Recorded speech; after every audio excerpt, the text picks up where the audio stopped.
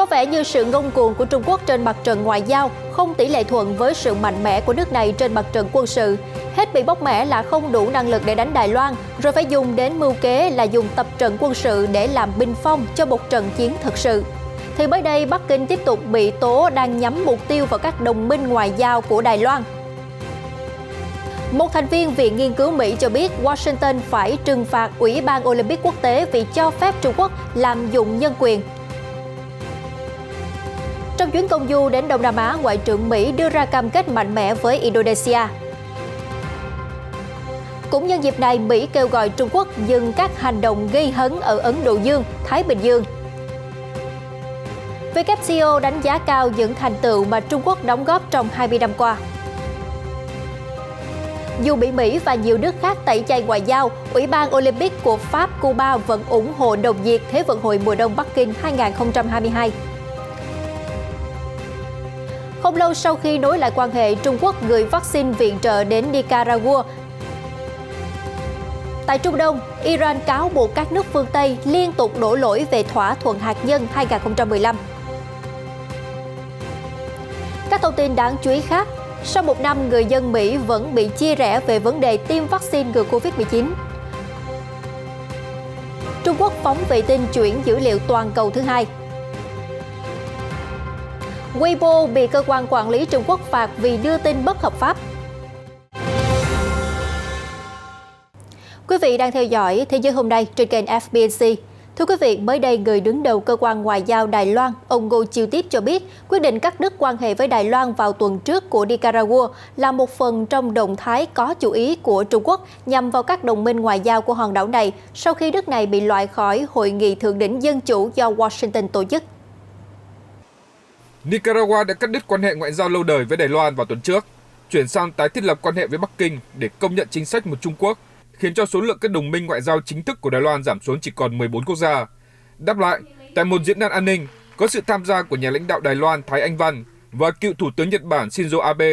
Người đứng đầu cơ quan ngoại giao Đài Loan, ông Ngô Chiêu Tiếp cho biết, quyết định cắt đứt quan hệ với Đài Loan vào tuần trước của Nicaragua là một phần trong động thái có chủ ý của Trung Quốc nhằm vào các đồng minh ngoại giao của hòn đảo này.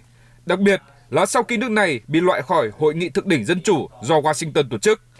Ông Abe nói rằng bất kỳ hành động quân sự nào của Trung Quốc đều có thể trở thành một hành động tự sát, trong khi bà Thái nhắc nhở rằng hành động của Trung Quốc là một lời cảnh tỉnh cho các nền dân chủ trên thế giới. Bắc Kinh đã gia tăng áp lực quân sự và chính trị để Đài Loan chấp nhận các tuyên bố chủ quyền của mình, khiến cho chính quyền và người dân Đài Bắc không khỏi tức giận, vì hòn đảo này đã nhiều lần tuyên bố mình là một quốc gia độc lập và sẽ làm mọi thứ để bảo vệ chủ quyền, không để bị bắt nạt và hoàn toàn có quyền tham gia vào các tổ chức quốc tế. Trong khi đó, ông Michael Maza, một thành viên của Viện Doanh nghiệp Mỹ có trụ sở tại Washington DC, đã viết một bài báo kêu gọi Bộ Ngoại giao Mỹ trừng phạt các quan chức của Ủy ban Olympic Quốc tế, gọi tắt là IOC, vì tiếp tay cho các hành vi vi phạm nhân quyền đang diễn ra của Trung Quốc.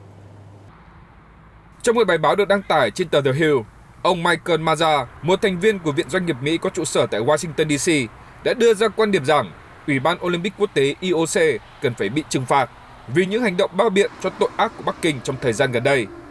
Phản ứng dữ dội của ông Maza được cho là để đáp trả về vụ bê bối của vận động viên quần vợt bánh súy với cựu Phó Thủ tướng Trung Quốc Trương Cao Lệ. Ông nói rằng Hiệp hội Quần vợt Thế giới WTA đã đặt câu hỏi chính xác về tính minh bạch của bức ảnh chất lượng kém mà truyền thông Trung Quốc đưa ra để tuyên bố rằng cô bành đang an toàn. Còn IOC lại không mảy may nghi ngờ gì mà vội vàng kết luận rằng Bắc Kinh đang nói sự thật. Ông Maza dành những lời chỉ trích gay gắt dành cho giám đốc IOC Thomas Bach, người mà ông cho rằng là thành viên của nhóm vi phạm nhân quyền, nhất là sau khi ông Bach bí mật đề xuất họp trực tuyến với phía Trung Quốc để che đậy toàn bộ sự việc. Ông Maza khẳng định ông Bach đồng lõa trong việc tước đoạt tự do và tiếng nói của cô bành. Ông Maza nói thêm, đây là trò vận động hành lang đáng xấu hổ của IOC cho Thế vận hội mùa đông Bắc Kinh, mà cho Trung Quốc liên tục đàn áp các dân tộc thiểu số và thực hiện các hành vi lạm dụng dưới mọi hình thức. Ông cho biết IOC đã trở thành một công cụ của Trung Quốc. Vừa qua, trong chuyến thăm đến Indonesia, Ngoại trưởng Mỹ Antony Blinken cam kết ủng hộ mạnh mẽ trật tự quốc tế dựa trên luật lệ. Bộ trưởng Ngoại giao Indonesia Retno Marsudi cho biết, ông Blinken thể hiện sự quan tâm sâu sắc đến việc hợp tác với Indonesia, đặc biệt là trong lĩnh vực cơ sở hạ tầng. Ngoại trưởng Mỹ Antony Blinken hôm thứ Ba ngày 14 tháng 12 đã nhắc lại cam kết mạnh mẽ của Washington trong quan hệ đối tác chiến lược với Indonesia, đồng thời cam kết làm sâu sắc hơn quan hệ hợp tác hàng hải với quốc gia đông dân nhất Đông Nam Á. Ông Blinken đưa ra nhận xét sau cuộc gặp với người đồng cấp Indonesia Retno Marsudi và ký kết một số thỏa thuận chung. Như Bộ trưởng Marsudi đã nói, Indonesia và Mỹ đang hợp tác sâu sắc hơn về các vấn đề hàng hải như quản lý tài nguyên, bảo tồn nghề cá, ngoài ra còn hợp tác trong các hoạt động kinh tế, khoa học và công nghệ. Khu vực này có rất nhiều vấn đề xảy ra liên quan đến đường biển. Và vào thời điểm khi khủng hoảng khí hậu đe dọa các đại dương của chúng ta, thì các vấn đề hàng hải còn trở nên cấp bách hơn bao giờ hết. Cũng trong chuyến thăm đến Indonesia, ông Blinken mô tả Ấn Độ Dương, Thái Bình Dương là khu vực năng động nhất thế giới, đồng thời nói rằng mọi người đều có vai trò trong việc đảm bảo thực trạng ở đây không bị bất cứ thế lực nào ép buộc và đe dọa. Phát ngôn này được cho là nhắm vào Trung Quốc. Ông Blinken đã có chuyến thăm đầu tiên đến Đông Nam Á kể từ khi Tổng thống Joe Biden nhậm chức vào tháng Giêng, một chuyến đi nhằm mục đích thúc đẩy quan hệ của Mỹ với châu Á sau thời gian mối quan hệ này không mấy nồng ấm dưới thời cựu Tổng thống Donald Trump. Cũng trong chuyến thăm này, nhà ngoại giao hàng đầu của Mỹ cho biết Washington sẽ mở rộng các mối quan hệ quân sự và kinh tế với các nước đối tác trong khu vực Ấn Độ Dương-Thái Bình Dương, mà ông cho rằng khu vực này đang ngày càng đáng lo ngại do các hành động gây hấn của Trung Quốc. Ngoại trưởng Mỹ mới đây đã kêu gọi Trung Quốc ngừng hành động gây lo ngại ở Ấn Độ Dương, Thái Bình Dương trong bối cảnh Washington tìm cách tăng cường liên minh khu vực.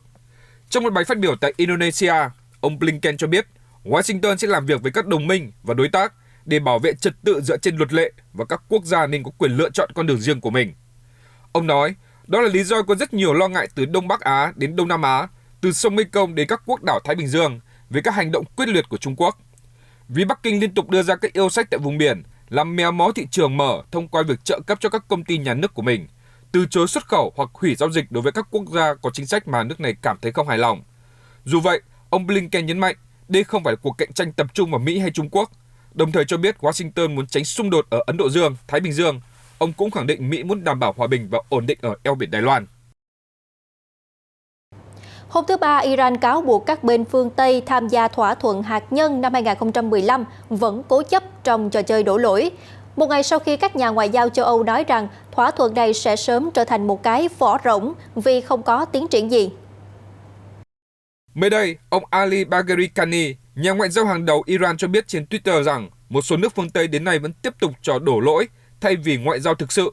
Ông nói Iran đã liên tục đề xuất ý tưởng và làm việc một cách linh hoạt mang tính xây dựng để thu hẹp khoảng cách. Tuy nhiên, đến nay mọi thứ dường như vẫn không có gì thay đổi. Ông nhấn mạnh, ngoại giao là con đường hai chiều. Nếu có ý chí thực sự để khắc phục hành vi sai trái, thì lúc đó con đường cho một thỏa thuận nhanh chóng, tốt đẹp hơn mới được mở ra. Hôm thứ Hai, các nhà ngoại giao Anh, Pháp và Đức cho biết các nước này với Iran vẫn chưa bắt tay vào việc tái khởi động lại các cuộc đàm phán về việc cứu vãn thỏa thuận hạt nhân và cho rằng nếu không nhanh chóng triển khai thì thỏa thuận này sẽ rất vô nghĩa. Thưa quý vị, hôm thứ Hai ngày 13 tháng 12, Tổng thống Pháp Emmanuel Macron đã có buổi hội đàm với nhóm Visegrad gồm 4 quốc gia gồm Cộng hòa Séc, Hungary, Ba Lan và Slovakia. Tại đây, ông Macron cho biết Pháp coi sự toàn vẹn lãnh thổ của Ba Lan là một vấn đề quan trọng, đồng thời cho biết thời thế đã thay đổi, lịch sử trong chiến tranh thế giới thứ hai sẽ không lặp lại. Và ý của ông muốn ám chỉ rằng trong khoảng thời gian đó, các nước Tây Âu đã bỏ rơi các nước phía Đông. Sau cuộc gặp với các nhà lãnh đạo của nhóm Visegrad gồm 4 quốc gia gồm Cộng hòa Séc, Hungary, Ba Lan và Slovakia, khi Paris chuẩn bị nhậm chức Chủ tịch Liên minh châu Âu, Tổng thống Pháp Emmanuel Macron bình luận rằng Pháp coi sự toàn vẹn lãnh thổ của Ba Lan là một vấn đề quan trọng, đồng thời cho biết lịch sử mà các nước Tây Âu bỏ rơi các nước Đông Âu trong chiến tranh thế giới thứ hai sẽ không lặp lại. Ngoài ra, ông Macron cũng bày tỏ mong muốn các quốc gia EU khác ủng hộ các ưu tiên mà ông đã đặt ra cho nhiệm kỳ chủ tịch 6 tháng của khối, bắt đầu từ tháng 1 năm sau, bao gồm bảo vệ và kiểm soát tốt hơn các biên giới của EU. Đề cập đến những khác biệt và tranh chấp giữa các quốc gia Đông và Tây EU, ông Macron cho biết ông hy vọng các quốc gia EU có thể xóa tan những mơ hồ và đạt được tiến bộ trong chương trình nghị sự chung. Tôi không thích sử dụng lời đe dọa hoặc thậm chí là gợi ý về việc rút khỏi Liên minh châu Âu bởi vì tôi nghĩ đó là một điều rất tồi tệ. Thủ tướng Hungary Viktor Orbán cho biết ông rất thích những cuộc tranh luận căng thẳng giữa ông với Tổng thống Pháp. Paris và Budapest đang có mâu thuẫn về các vấn đề bao gồm quyền LGBT, pháp quyền và các tiêu chuẩn dân chủ. Việc Ủy ban châu Âu phê duyệt quỹ khôi phục kinh tế trị giá hàng tỷ euro cho Hungary và Ba Lan đang bị đình trệ vì EU cho rằng các đảng cầm quyền ở cả hai nước đang làm suy yếu tính độc lập của tòa án, phương tiện truyền thông và các tổ chức phi chính phủ. Ông Orbán cho biết Hungary là nạn nhân của vụ tống tiền của Ủy ban. Tuy nhiên, ông nói nền kinh tế Hungary đủ mạnh để đối phó trong thời gian dài. Mới đây, Tổ chức Thương mại Thế giới WTO cho biết tổ chức này đánh giá cao những thành tựu mà Trung Quốc đã làm được trong 20 năm gia nhập theo WTO. Đây là một mối quan hệ đôi bên cùng có lợi, và không chỉ vậy, thế giới cũng được hưởng nhiều thành quả kể từ khi Bắc Kinh tham gia vào tổ chức này. Trung Quốc gia nhập Tổ chức Thương mại Thế giới WTO vào ngày 11 tháng 12 năm 2011 trong một cuộc phỏng vấn gần đây với tập đoàn truyền thông Thượng Hải. Người phát ngôn của WTO, ông Kev Rockwell lưu ý rằng từ đó đến nay thì các công ty Trung Quốc đã ngày càng cạnh tranh hơn trên toàn cầu, khiến cho thế giới được hưởng lợi nhiều hơn. Quá trình gia nhập WTO đã giúp Trung Quốc đẩy nhanh cải cách thương mại, khiến nước này trở thành một nơi hấp dẫn hơn đối với đầu tư nước ngoài. Theo quan điểm của riêng tôi, Trung Quốc sẽ khó mà có được nhiều công ty cạnh tranh toàn cầu như vậy nếu nước này không gia nhập WTO. Trung Quốc đã hạ mức thuế quan của mình xuống mức rất thấp, và mức thuế trung bình hiện nay của nước này so với một nước phát triển cũng là rất thấp. Cựu Tổng giám đốc WTO Pascal Lamy cũng cho rằng việc Trung Quốc gia nhập là một sự phù hợp, khiến cho đôi bên cùng có lợi. Qua đó, ông cũng nêu bật kết quả hoạt động kinh tế của Trung Quốc trong 20 năm qua. Trong bối cảnh Mỹ và nhiều quốc gia khác như là Úc, New Zealand đã lên tiếng sẽ tẩy chay ngoại giao Thế vận hội mùa đông Bắc Kinh 2022, thì vẫn có một số quốc gia ủng hộ sự kiện thể thao này, đó là Pháp và Cuba. Mới đây, các ủy ban Olympic của hai quốc gia này đã lên tiếng ủng hộ mạnh mẽ Thế vận hội mùa đông Bắc Kinh 2022 với kỳ vọng là sự kiện này sẽ thành công tốt đẹp. Vào tối thứ Hai, thì Ban tổ chức Thế vận hội mùa hè Paris 2024 đã công bố thiết kế của lễ khai mạc Thế vận hội mùa đông Bắc Kinh 2022. Bên cạnh đó, thì các thành viên trong ban tổ chức cũng thể hiện sự ủng hộ kiên định và những lời chúc tốt đẹp chân thành đến với Thế vận hội mùa đông Bắc Kinh sắp tới. Tôi sẽ tự mình đến Trung Quốc để tiếp tục quan sát công việc của Ủy ban tổ chức Thế vận hội mùa đông Bắc Kinh 2022, giống như cách mà chúng tôi đã từng làm ở Tokyo. Đây là cơ hội để chúng tôi học hỏi, cũng như là cách để thể hiện sự tôn trọng của tôi đối với Thế vận hội mùa đông Bắc Kinh. Trong khi đó, thì Ủy ban Olympic Cuba cho biết trong một tuyên bố rằng họ rất lấy làm tiếc về việc một số nước phương Tây sẽ không cử các nhà ngoại giao tới Thế vận hội mùa đông Bắc Kinh vì những lý do không liên quan đến thể thao. Tuyên bố cho biết quyết định của các quốc gia liên quan không có ý nghĩa gì khác ngoài việc làm ảnh hưởng đến thành tích của các đoàn thể thao và làm tổn hại đến tinh thần đoàn kết và thống nhất mà Thế vận hội luôn hướng tới. Tuyên bố nhấn mạnh rằng Trung Quốc đã tổ chức thành công Thế vận hội mùa hè Bắc Kinh 2008 và nước này đã rất nỗ lực trong việc chuẩn bị cho Thế vận hội mùa đông Bắc Kinh 2022 trong bối cảnh đại dịch Covid-19 vẫn đang hoành hành. Ủy ban Olympic của cả hai nước này cũng đã thông báo rằng các quốc gia nào đang tẩy chay sự kiện này nên ngay lập tức ngừng sử dụng các sự kiện thể thao như một công cụ để lên án và gây áp lực chính trị, cần chung tay phấn đấu về hòa bình, thống nhất và hữu nghị tại mọi sự kiện. Kính thưa quý vị, các công tác chuẩn bị cho sự kiện thể thao lớn nhất hành tinh vào mùa hè năm 2024, Thế vận hội Paris đang được ban tổ chức tất bật triển khai. Họ ước tính sẽ có ít nhất 600.000 người tham dự lễ khai mạc của sự kiện này, dự kiến sẽ được tổ chức trên sông Seine. Theo kế hoạch, lễ khai mạc Olympic Paris 2024 sẽ diễn ra vào ngày 26 tháng 7 trên con sông Seine. Khoảng 160 chiếc thuyền chở vận động viên và quan chức từ hơn 200 quốc gia sẽ thực hiện chuyến hành trình dài 6 km từ Pont Austerlitz đến Pont Lena. Mọi thứ tạo nên một sự kiện mà người đứng đầu ban tổ chức Tony Enstworth mô tả có 102. Đây là lần đầu tiên lễ khai mạc Thế vận hội được tổ chức bên ngoài sân vận động. Chúng tôi muốn thông qua cơ hội này để nói với thế giới về tham vọng mà chúng tôi đặt ra cho Olympic Paris 2024. Nếu đoạn cuối sông Seine, khu vực có khán đài sẽ được bán vé, phần còn lại dự kiến sẽ được mở miễn phí cho tất cả mọi người đến xem. Tại đây, công chúng có thể thưởng thức màn trình diễn ánh sáng 3 chiều trên mặt nước cùng các phần biểu diễn trên không. Khoảng 80 màn hình khổng lồ cũng sẽ được lắp đặt dọc theo tuyến sông. Các nhà tổ chức hy vọng sự kiện này sẽ trở thành buổi lễ Olympic lớn nhất từ trước đến nay, với sự tham gia đông đảo của 600.000 người. Chuyển sang các thông tin về dịch bệnh. Thưa quý vị, một máy bay của Air China chở vaccine COVID-19 do Trung Quốc viện trợ đã đến Nicaragua hôm thứ Hai. Máy bay này vận chuyển 200.000 liều vaccine do tập đoàn y tế Sinopharm sản xuất. Động thái này diễn ra sau vài ngày khi Nicaragua tuyên bố thiết lập quan hệ ngoại giao với Trung Quốc và cắt đứt quan hệ với Đài Loan.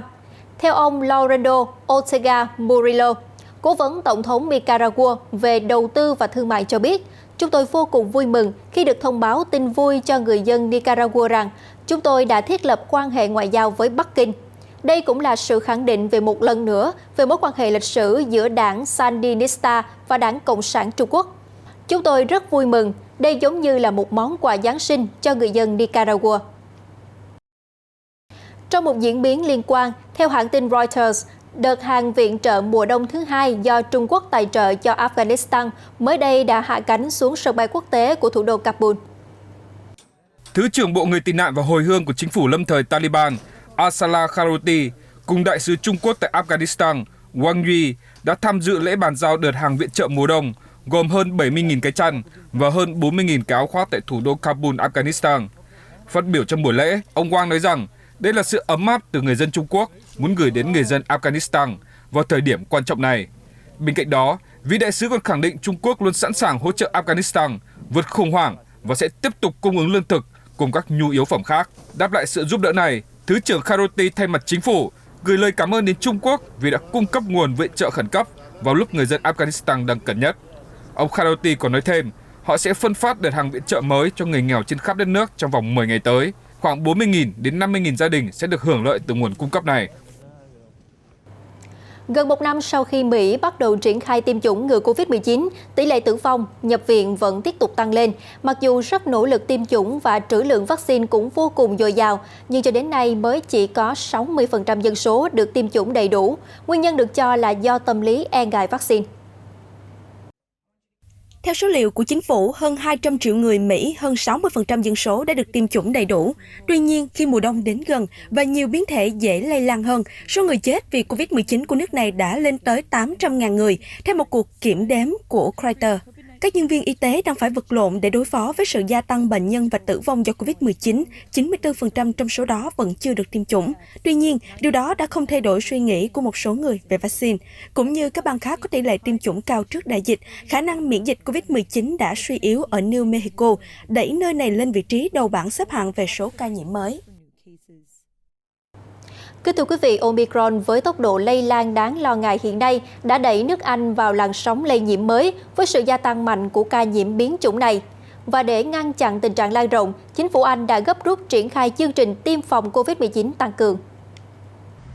Hôm qua ngày 14 tháng 12, người dân Anh xếp hàng dài tại các trung tâm tiêm chủng ở thủ đô London để chờ được tiêm mũi vaccine ngừa Covid-19 thứ 3.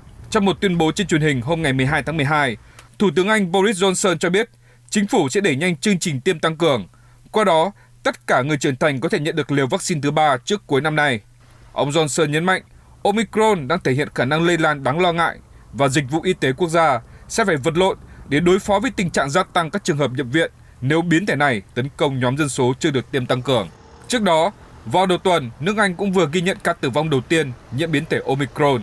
Đây cũng là trường hợp đầu tiên trên toàn cầu. Bộ trưởng Y tế Anh Sajid Javid cho biết, hiện Omicron đang chiếm 44% tổng số ca mắc bệnh ở London và sẽ là chủng virus SARS-CoV-2 thống trị thủ đô trong vòng 48 giờ tới. Chuyển sang một thông tin về không gian, thưa quý vị, vào nửa đêm ngày 14 tháng 12 vừa qua, Trung Quốc đã phóng thành công vệ tinh Thiên Liên 202 vào không gian bằng tên lửa Trường Chinh 3B. Khi vệ tinh đi vào quỹ đạo được chỉ định, Giám đốc Trung tâm phóng vệ tinh Xichang ở tỉnh Tứ Xuyên, ông Deng Hongjin, thông báo sứ mệnh đã thành công. Vụ phóng vệ tinh này đánh dấu lần thứ 401, một tên lửa thuộc họ Trường Chinh cất cánh lên không gian. Một quan chức của trung tâm cho biết, trung tâm phóng vệ tinh Xichang có thể được xem là sân nhà của vệ tinh Thiên Liên.